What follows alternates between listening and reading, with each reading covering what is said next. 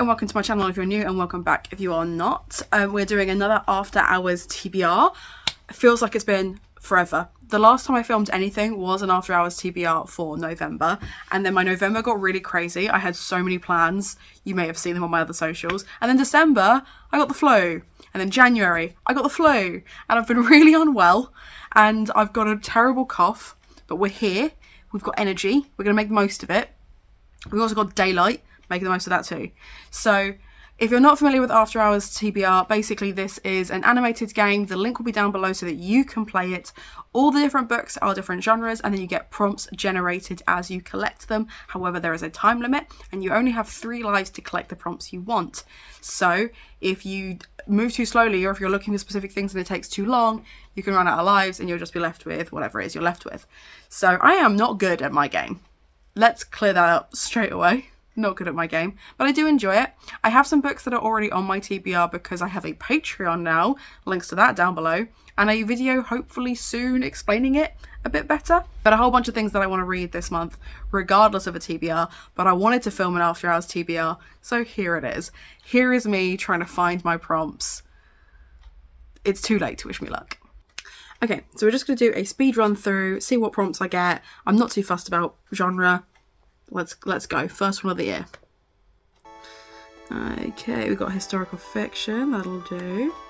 So yeah, really unwell in November, December. Well, no, not November necessarily, just super busy in November, but really unwell in December. You can hear I've still got the sore throat.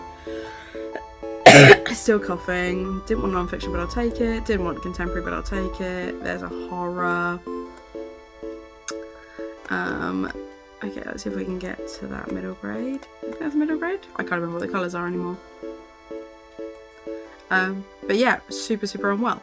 So I've just been mood reading my whole way through. Oh no, I've already got one of those. We're okay. We're okay. We've already got one of those. Already got horror. I got nowhere near that yellow one that I wanted, but that's fine. Let's see if I can collect as many colours as possible. Already got a green one. There's a pink. I'm gonna grab another horror because I can. I know, I'm such a hypocrite. I said I didn't want multiple genres, and then I have multiple genres. Oh, it's starting to darken. Oh, it's starting to darken. Uh-oh. It always makes me so stressed. I really thought I could get 10 on one route. Oh no. The zigzag's gonna get me. The zigzag is gonna get me. No. I got. Didn't do it in one. Let's go this way. Let's go the different way. Let's go all the way down. Already got a horror. I don't need a third one. Did I get non-fiction? I think I have non-fiction. I think it was one of the first ones I picked up. So realistically, I'm looking for... Oh, there's a Gothic. Looking for like a sci-fi... Fantasy might be yellow actually. Oh, yeah, purple's middle grade. I'm stupid. There's that one. Let's see if I can get into... How do I get into there? That's not the right way. That is not the way. Oh, I'm gonna struggle to get in there now.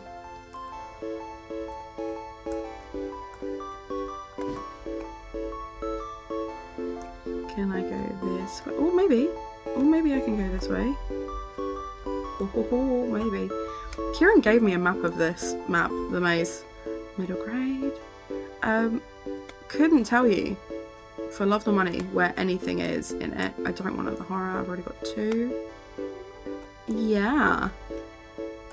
That's just an empty room. Very helpful. And I'm gonna get got again. I thought this would be easier, that I'm just picking up whatever, that I'm not aiming for specific genres. But somehow I still haven't hit 10. That's nuts. And I never got that Gothic one. Okay. I shouldn't be too far away from a full set of 10 at this point. This is just silly. I've been playing the game for 3 minutes. How have I been playing this game for 3 minutes? I don't want a horror. I think I've already got a romance. My cat is just chirping to himself and it's the cutest noise, but I have no concept of whether it's going to get picked up. Oh, I think I have both of those already. Okay, let's just go for, there we go. Went for romance. Thought I'd pick that one over historical fiction. So, an interesting range of genres, because that's what I was aiming for. So we have historical fiction, booktuber TBR game, because why not make it more complicated for myself? That's fine. Non-fiction, BIPOC voice, strong non-fiction choice. LGBT contemporary, easy. A horror audio. I tried a horror recently and via audio and didn't really enjoy it, so I'll have to try and find something else. Horror foreign country. Romance, fall or spooky vibes. It's going to be interesting. Gothic fiction feed scroll, booktube pick. So just scrolling through my booktube feed until I find something that I like the look of. Middle grade, big font on the cover. It's going to be super easy. Thriller mystery, final girl. Okay. And romance, lying is a key theme. Oh, that's got to be fake dating, right? Like, that's got to be a fake dating thing. A strong selection. I'm not too mad about it. I will throw back now to me with all the books so that you can see what I picked. Okay, so let's start with the books that I have to read in February regardless of this TBR. The first is the Patreon book of the month, which is A Natural History of Dragons. This was a book recommended to me by Leanne and something that I've been trying to read for 1,000 years, I swear to God. So it was really fun. My patrons always pick the theme and then I pick a book related to it and pick some prompts for us. I also, as a Patreon perk for higher tiers, have a teapot, although the teapot hasn't actually arrived yet, but it's fine, where my patrons can put in recommendations for me and books they think I should read. Kat currently is the only person who is on that tier, and therefore I just kind of messaged them and was like, hey, pick me a book. And she chose for me 𝚈𝚒, which is a traditional Gothic classic novel I had never heard of before and looks really chunky and I'm really scared, but I'm going to do it. I'm going to try and get this read in February. We'll do our best. I'm also over on Olivia Savannah's Patreon in Feb. The book club pick for that is Swordcatcher by Cassandra Clare. I have not picked up a Cassandra Clare book in eons. I attempted to reread the City of Bones series and I think I got in maybe a book and a half before I got exhausted with it. I used to love the series, but I just couldn't reread it, couldn't bring myself to do it. But I'm really, really excited to get to this one. So hopefully that'll be an interesting live show late in Feb. The details for that will also be down below. All the info always down below. That's where it lives. We also have The Lunar Library is coming back. Again, there wasn't a pick for January because I just wasn't well enough to pick one, but I'm really intrigued by Feb's pick. It's feminist zombies. I'm not going to give you any more than that, but it's going to be a fun time. And then, of course, if you've been on my Discord or anywhere near my socials, you know that I've been doing the Gothic Along, which is where we attempt to read all of the 𝚈𝚒 𝚈𝚘 books.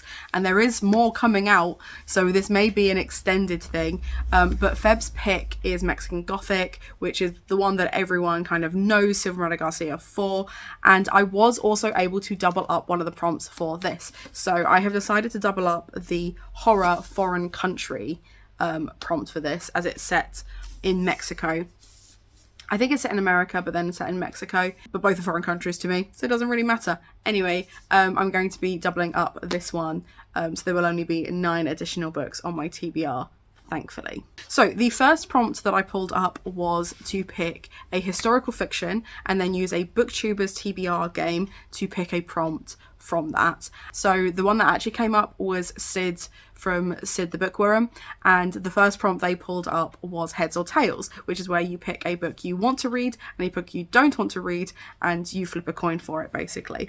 So the book that I wasn't that interested in reading and therefore I gave to Tails was A Fatal Crossing. I don't know what it is. When I first bought this, I was really hyped for it. Murder mystery on a Titanic-like ship. Sounded really interesting, but the reason I don't want to read this now is because I have a vlog planned for it with other books that I just don't want to put on my TBR right now. And then the historical fiction that I did want to read was a nice short read by Denise Mina called 3 Fires, and this is about the book burnings in Florence.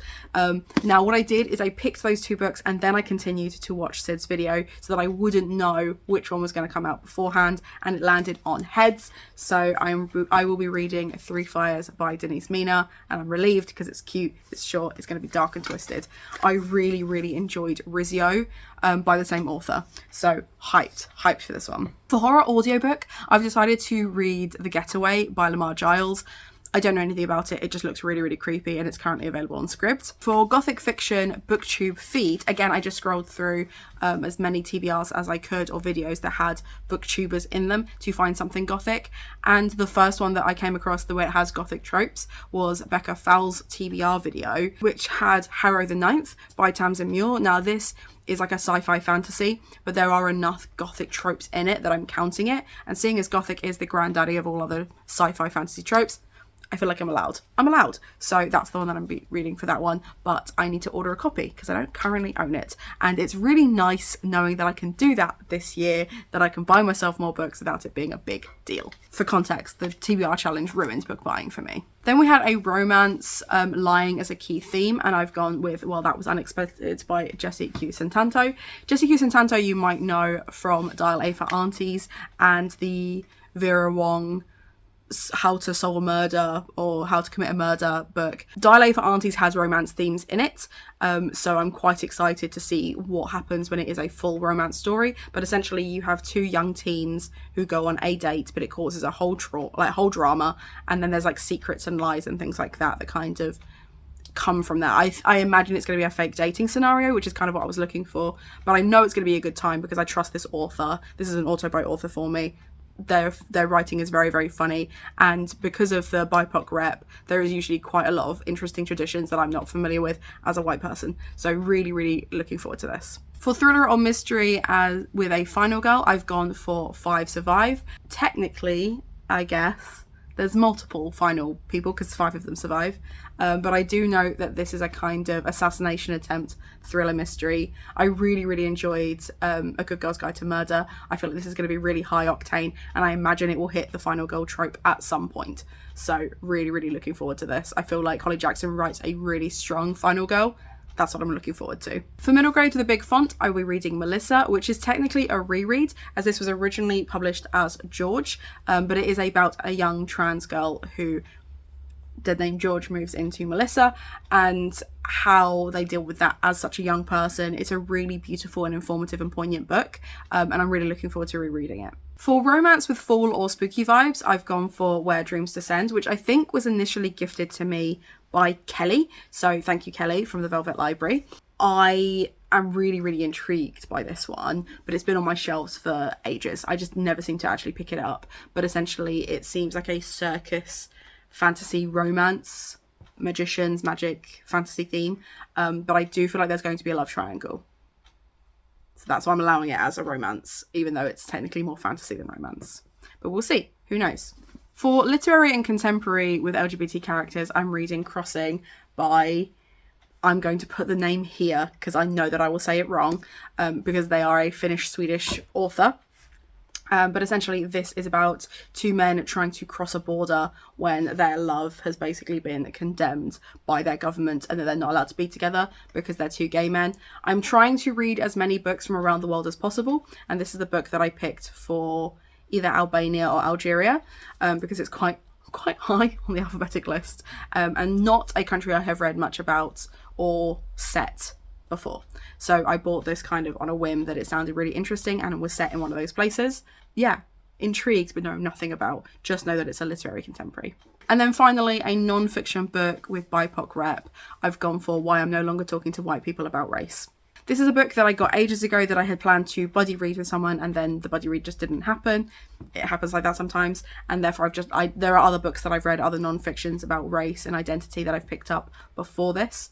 But I feel like with all the talk around Margot Robbie and the other BIPOC directors getting snubbed for Oscars, etc., it's really, really interesting, the discourse about feminism and white feminism at the moment. So I'm intrigued to read this, because as a white person, I have to kind of acknowledge that privilege and then move forward in my feminism and disconnect them as if they're the same thing, etc. So it's going to be an interesting and informative read, and one that I will prioritize. So there you go. It doesn't look too threatening a stack currently. Obviously, remember that there are the additional books that I don't have that I were doing either as audiobooks or have not yet arrived, but generally as a stack it's quite colourful, it's quite eclectic. It should be a good time, but we'll come back in Feb and we'll see how we did. I guess. If you want to let me know that you were here, feel free to leave a fire emoji in the comments or answer the question, what book are you most looking forward to reading in Feb? Is there one that you've been highly anticipating or one that you're just really excited to get to that's been on your TBR for ages?